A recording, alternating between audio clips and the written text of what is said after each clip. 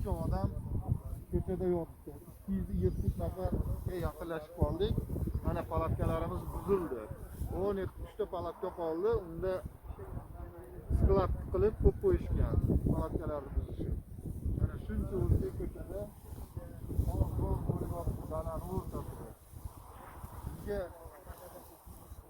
o'zimiz musulmonlar yordam tariqasida inson qilib qatob kelyapti. Shu yerda post bor, 4 kilometr naryoqda.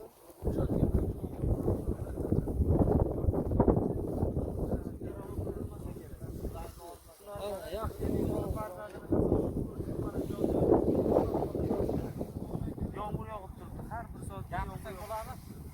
Bo'la. Gapiring.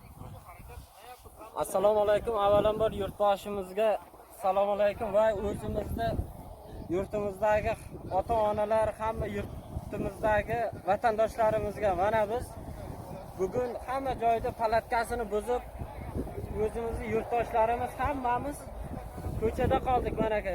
Yurtboshimizga iltimos, ota-onalar, o'zimizda yurtdoshlar yetkazsalaringiz. Biz ko'chada qoldik.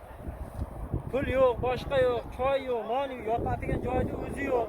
Ko'chada qolib ketdik. Iltimos sizlarga, hammani ham farzandi bor, otasi bor, onasi bor. Yurtimizga qaytgimiz keladi. Iltimos sizlardan yetkazingizlar. Rahmat.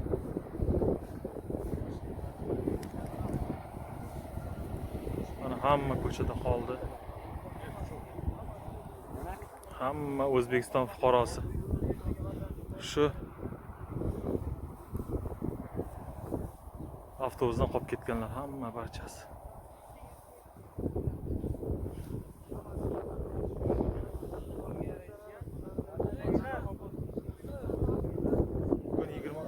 Bugun 23 mi? 24?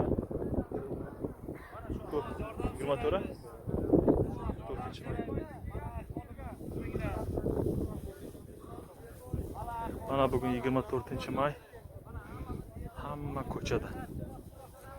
Palatkalarni yig'ishtirib olib qo'ydilar mana. Palatkalar yo'q. 24-may mana. Hamma odam yerda yotibdi.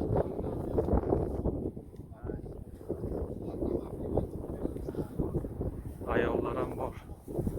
Yeremin ayollar, qo'llari singan bolalar. Og'ir ahvolda yosh kattalar, qariyalar ham bor.